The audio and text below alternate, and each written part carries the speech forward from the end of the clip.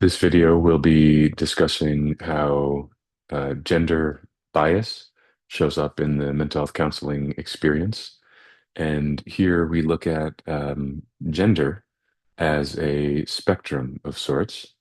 But we will discuss gender and how gender bias shows up in a few different ways.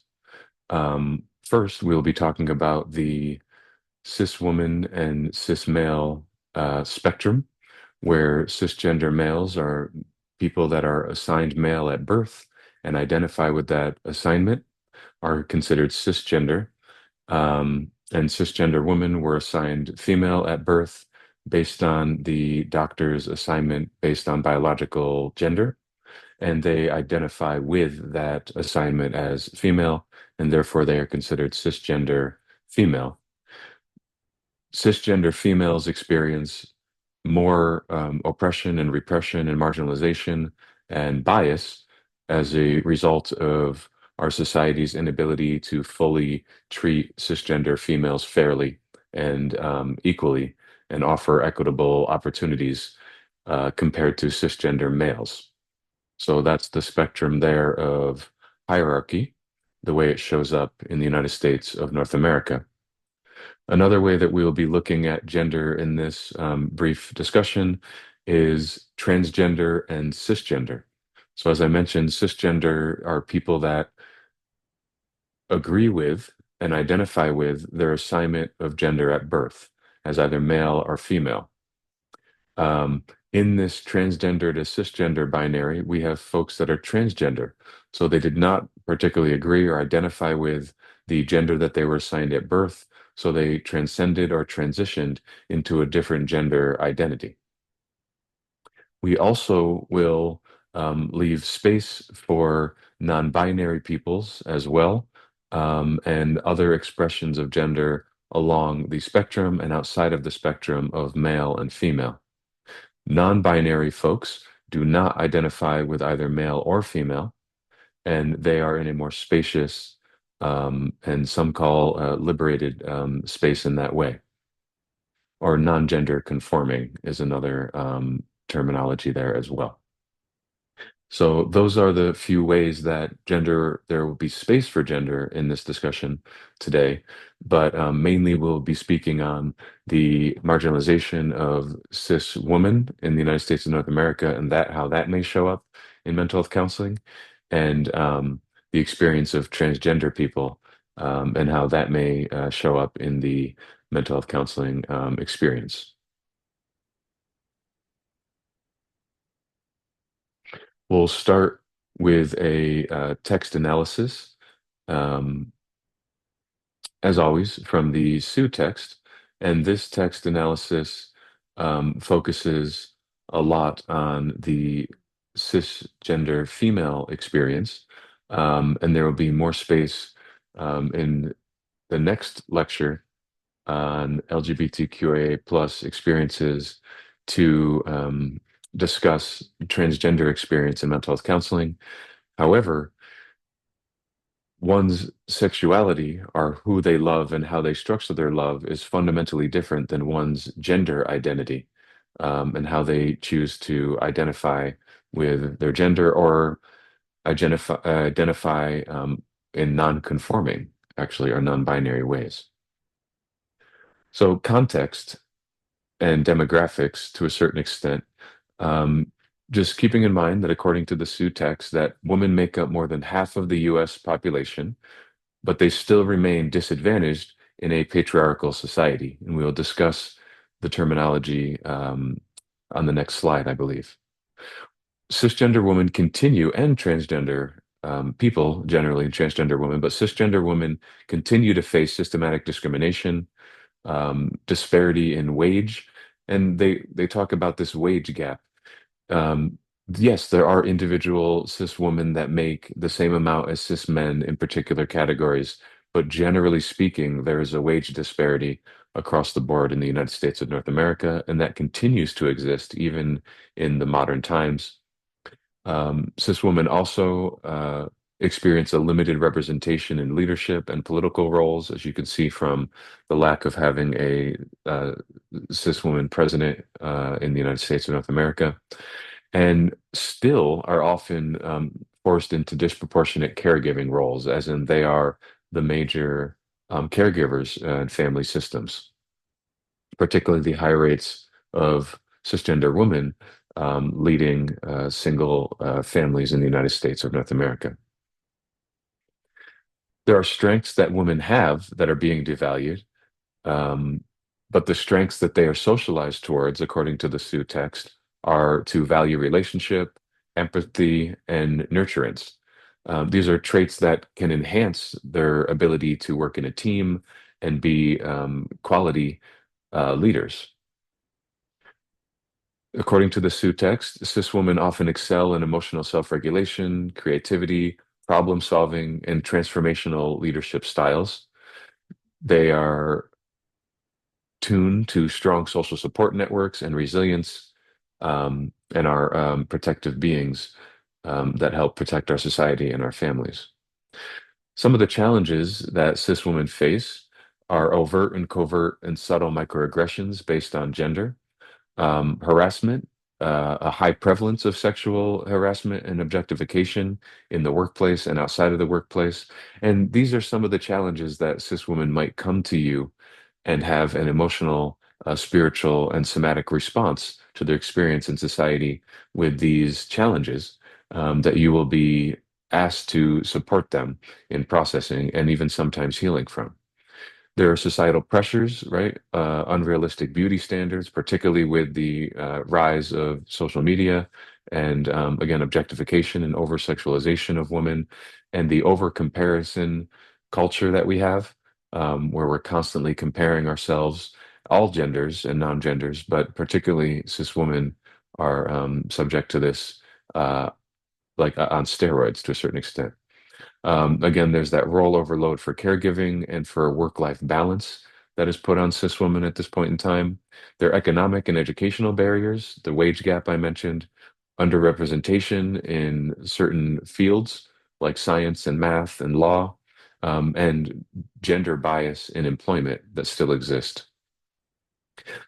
As a result of our society's illness and how it treats cisgender women, some cisgender women have higher risks for depression, um, more experiences of trauma and stress from having intersectional identities and just their standalone identity as cisgender women, particularly women of color or LGBTQIA plus women, experience this intersectionality, which can increase these risks for depression and stress. And then when it intersects with ageism, older women face unique layers of discrimination that are connected to some of those unrealistic beauty standards, and how we devalue elderly people as it intersects with how we devalue cisgender women, generally speaking, in the United States of North America. So some of the counseling implications that Sue brings up um, are that you must recognize gender bias as a factor in diagnosis, I guess, but mainly in treatment, right? So if there is a personality disorder, for example, it often is a reflection of gendered expectations in society, not something particularly wrong about your client themselves. Keeping in mind that traditional theories in mental health, this field started with, at least the talking therapy started with Sigmund Freud characterizing women as heretic and doing inappropriate experimentation on women. Um, and yes, he did find something that had already been known, that talking through problems and emotions can be helpful. But the way he found this was problematic. And these traditional psychological theories or theories of psychotherapy often pathologize women. Um, and it pathologizes their relational and caregiving roles. And there's modifications that are required moving forward to this. Um, you should, as a therapist or mental health counselor, assess social cultural factors as well, the power imbalance, sexism, stereotypes, in case conceptualization, and when you're approaching the client as part of a system. You can encourage cis women to embrace their strengths, develop assertiveness, and pursue opportunities in non-traditional fields. Essentially, what that means are fields of employment and education that they have been gatekept from, are not allowed to participate in, or marginalized in. Remain vigilant for trauma, abuse, maternal depression, which can affect a family system, right? Cisgender women are like everybody else. They're part of a family system, and there are stresses and expectations within that system that can be challenging. So please feel free to see your client as a holistic being, as part of a holistic system.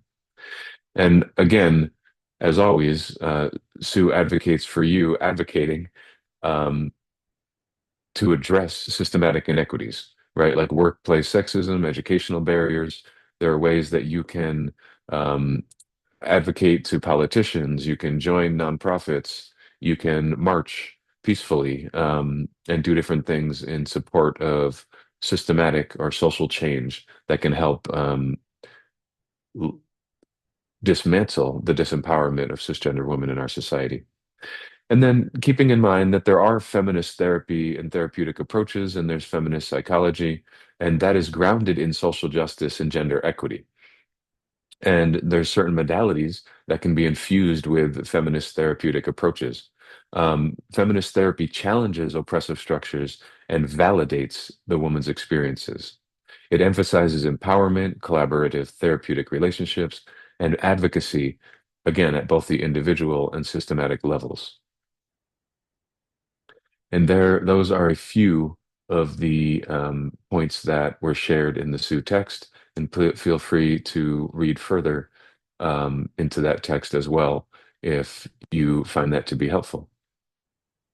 So, a bit of terminology quickly here. According to the APA, Dictionary of Psychology, a patriarchy is a society where descent and inheritance is traced through the male line, or patrilineal, and more broadly, a family, group, or society where men hold dominant power.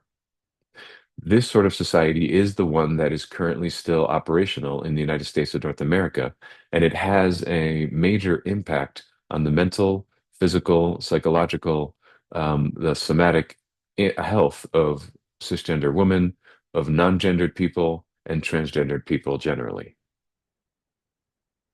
And here's a brief um, image for you that you can pause and take a look at that kind of offers a generalization on patriarchy and matriarchy.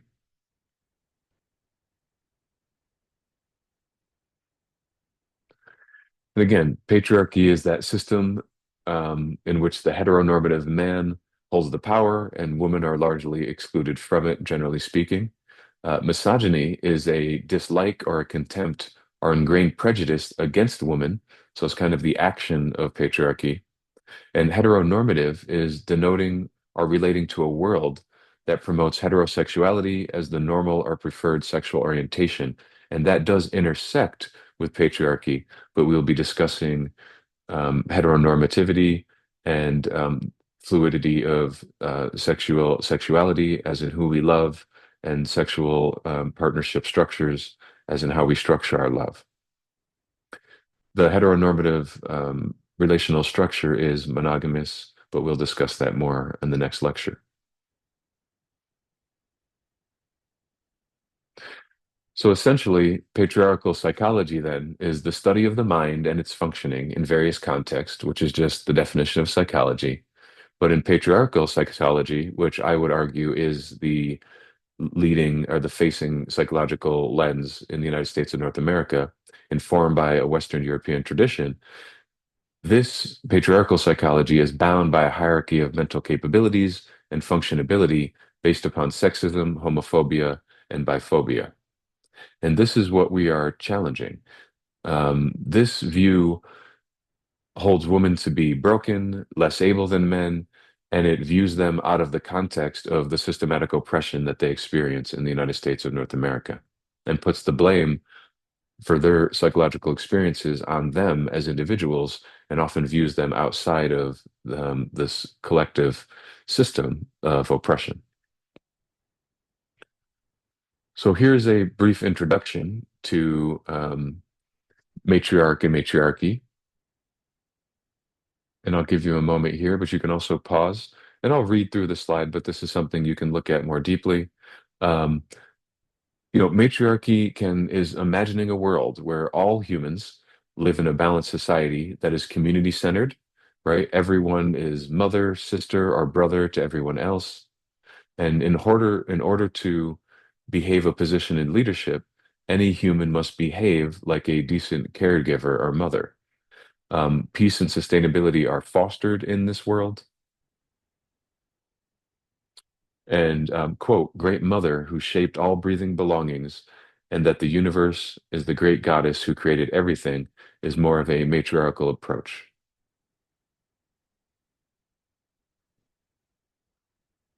So this view of matriarchy is coming from a systematic review of modern matriarchy that you can see the citation here, and I recommend you look into this text.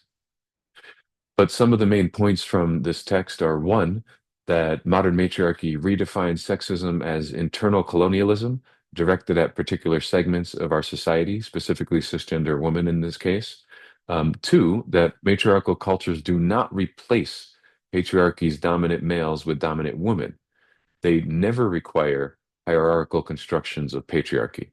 So keeping that in mind, that the issue here is not that we per se that some people identify as cis woman or cis male. The issue is that we impute value to cis woman and cis male, as in that cis women are less than and cis men are more than, and then we create this hierarchy around that valuing. A matriarchal culture will not just flip that or replace that with cis women being seen as more able and cis men being seen as less able. It would be a more egalitarian or equilibrium based approach. A third point from modern matriarchy is that matriarchies are mother-centered societies where caretaking, cultivation, struggle, resolve, nonviolence dialogue, and peace building are values and are valued. Four, they are influenced with spirituality and celebrate the seasons and life cycles. And the life cycles are something that, and even monthly cycles are things that all humans experience, even though cis women have a profound relationship with their menstrual cycle to the celestial realms. And then five, I just wanted to reiterate point number two, that matriarchal cultures do not replace patriarchy's dominant males with dominant women. This is a different way of structuring society around gender.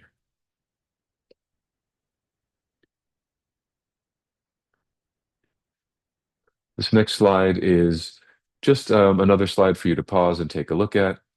It's just showing woman's experience within a patriarchy and woman in an egalitarian gynocracy. Um, and this came informed by the citation L 2000, but also informed by the experiences of cis women who have shared some of these experiences of feeling that their roles are narrow, or that they are objectified, they're sexualized, and that can lead to an internalization within a patriarchy. And within this idealistic and um, more peaceful egalitarian gynocracy, women are in control of their own lives. They have the freedom to choose their own role in society. There's role sharing with other gender identities, and women maintain social worth that outlives their reproductive years, which is again that intersection of ageism and sexism.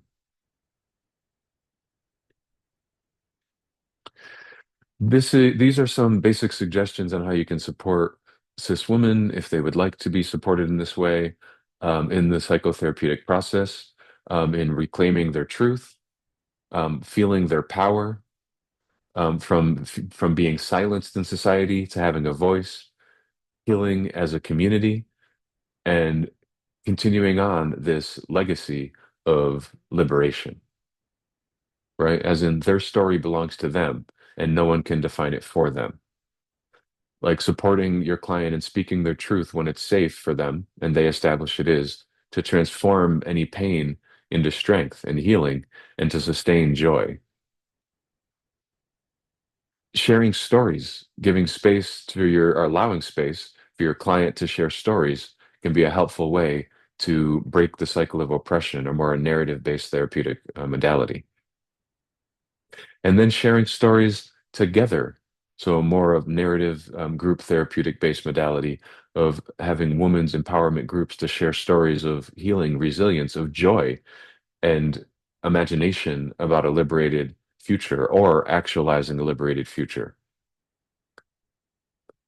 A cisgender woman's voice carries the wisdom and power of generations and will carry us into a bright future.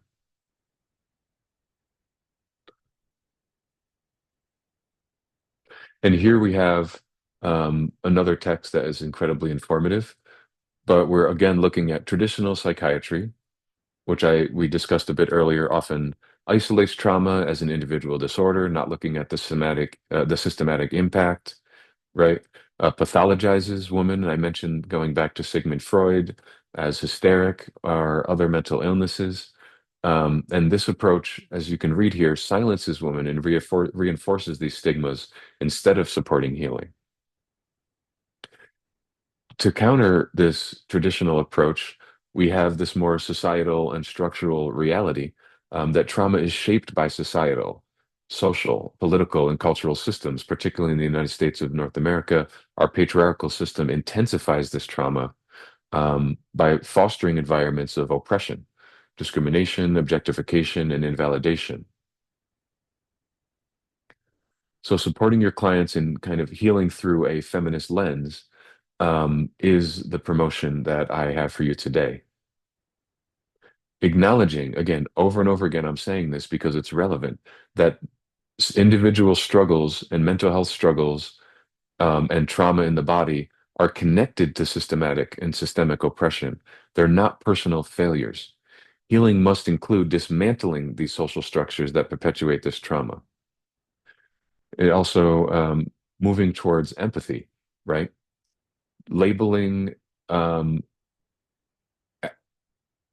pathologizing, as we talked about, have been in disempowering and silencing to women. So deconstructing these labels can help validate a cis woman's experience.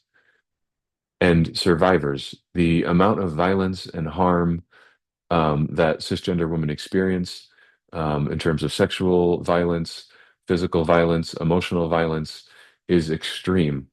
And cisgender women are by far experiencing more of this than cisgender males in our society. Not that cisgender males don't experience any sexual trauma or physical trauma, they definitely do. But in terms of who experiences this the most, by far, it is cisgender women in that binary of cis male and cis female. Domestic violence, particularly sexual violence, particularly impacts cisgender women astronomical rates.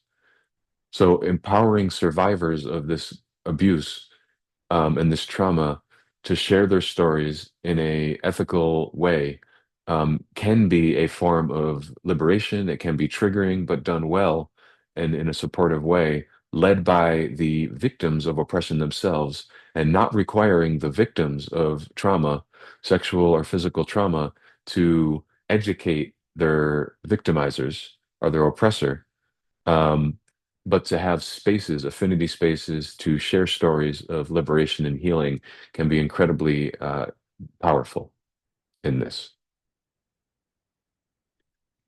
So there are just a few, the tip of the iceberg, suggestions of how to support cisgender women in the therapeutic setting and in the healing process.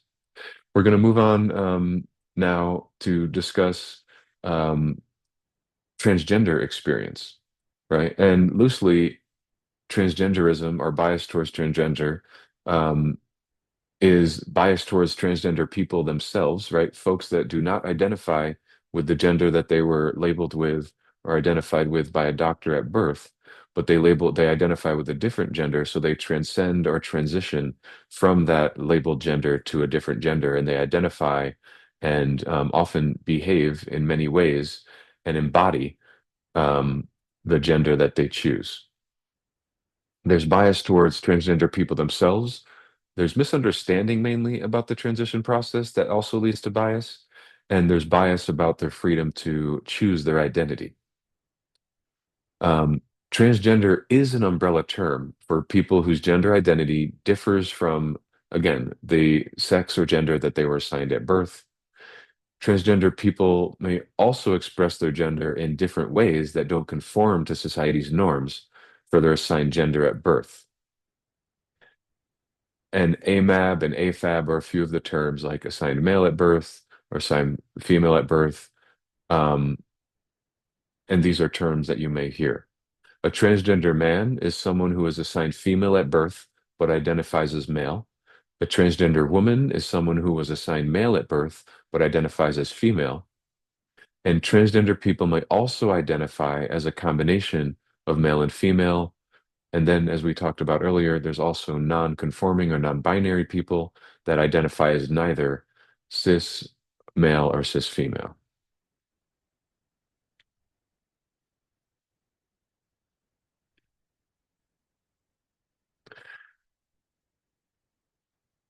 There are transcending or transitioning processes, and there are different ways to look at them. One is social transition, right? But before we get into this, just keep in mind that gender transition is a very private and individualized process. In general, the first steps are to explore one's gender identity. This can include a combination of internal self-reflection, connecting with community and support groups, or working with a therapist or mental health counselor who has expertise in gender identity issues. But you, without expertise, you can at least not invalidate your client's journey to experiment or experience and explore their gender identity. But one form of transitioning is social transitioning, and that is presenting in public, part-time or full-time, in their identified gender. This may include changing their wardrobe or hairstyles. Um, it may include a terminology called packing, which is using a penile prosthesis to give a masculine genital contour. It can include tucking, which is placing the testicles um, in between their legs to a certain extent, held in place by tight underwear or garments to reflect a more feminine genital contour. Binding is using tight chest garments to flatten breast and give a masculine chest contour. And then there's also breast, hip, and buttock prosthesis. Inserts into clothing or bras to augment breast, hips, or buttock size.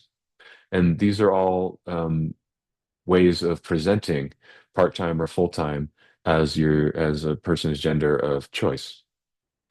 In social transitioning, transgender people may also come out to their spouse or their partner, to their children, to their friends, to their family, to their classmates, to coworkers, to community members, or they may choose not to come out, and that is their private personal choice. As a matter of confidentiality, you are not to out or share your client's gender identity expression or their exploration process with anyone that they do not consent for you to share that with. And that would be considered outing somebody. And that is not your role or responsibility as a mental health counselor, particularly in the state of Colorado, and particularly when it comes to um, clients over 18. There are some nuances with clients under 18 in different states in our country, and that is something that I recommend you look into, independent of this lecture. Again, these are just things that some transgender people will do. Doesn't mean that a transgender person will do any of these social transitioning things, and some may do all of them. Great. Everyone's different. Some transgender people will change their legal documents to reflect a chosen name, gender identity, or pronoun that fits more in alignment with their identity.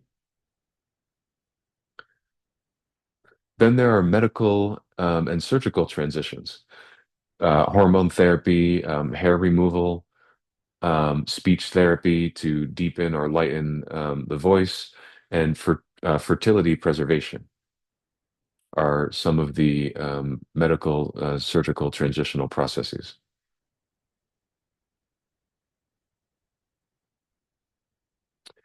And when it comes to supporting transgender people in the therapeutic process. We'll discuss that a little bit more in the next lecture.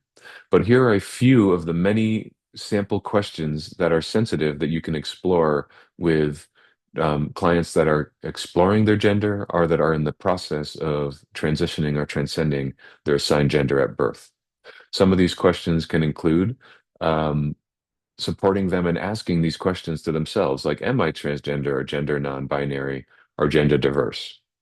What exactly is my gender identity? Again, you are not posing these questions to them. You are supporting them in their exploration by offering these questions as intrapersonal reflections for them through journaling, through meditation, through body work, whatever they would like to do if they would like to explore. And these are not questions you force on your client, but you can support them in this if they so choose to consent to sharing that with you, their exploration process with you, and if they choose to consent to engage. And a very important question is a preparation question because transgender people are an oppressed and marginalized group in our society. They experience higher rates of sexual trauma and physical trauma than cisgender people across the board.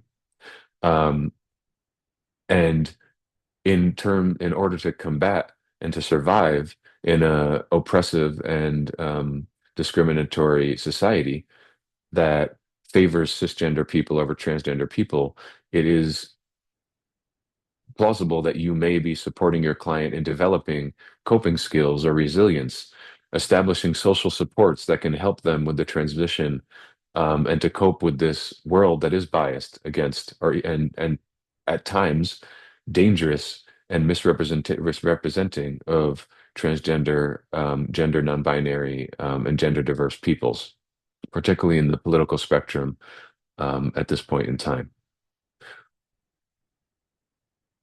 So this has been a brief overview of how gender discrimination shows up towards cisgender women versus cisgender males, particularly more so towards cisgender women than cisgender males, and also a brief introduction to some of the processes of transcending or transitioning from one's assigned gender at birth to gender that one identifies with. This is literally the tip of the iceberg. There is so much more exploration and information that you can gather towards being competent, culturally competent provider for cis women and transgender people in a non-repressive way. The least you can do, literally, is to not invalidate your client's experience with gender harm that they may have experienced, and not invalidate your client's experience with exploring their gender identity and the harm that may come as a result of our society being oppressive and dismissive and unfair and marginalizing of cis women and transgender people generally. Here are some questions for you to explore um, about your own gender identity and what that means to you, because always self-exploration can be helpful in terms of how we choose to show up in the therapeutic setting in that relationship and the modalities that we choose to engage in. There's also a um, image of feminist therapy by Laura S. Brown that I recommend you have as part of your bookshelf in your therapeutic setting. But think about your childhood and how you were expected to behave because of your gender, essentially, probably starting off with the assigned gender at birth that you may identify with, which is great. If you don't identify with that, that's a great also. No stress. And how have you contributed to reinforcing binary gender socialization? And how have you contributed to um, gender inequity in our society? And if you haven't contributed, how have you been impacted by that? And what have you done? What has worked for you in your healing process? And also, how have you been liberated and have joyous experience around your gender identity? And how do you sustain that liberation? And what does that look like? So this is the brief introduction to gender oppression along the spectrum, um, within cis and transgender, included in the spectrum, and non-binary people as well. And I hope that you will take it upon yourself to show up with love in this loving, caring, helping profession that you've chosen to be in, and support all clients, regardless of their gender or non-gender identity, and how you relate to that individually. It's a matter of ethics. And I believe that you will do quite well in supporting and loving your clients in an ethical and professional way.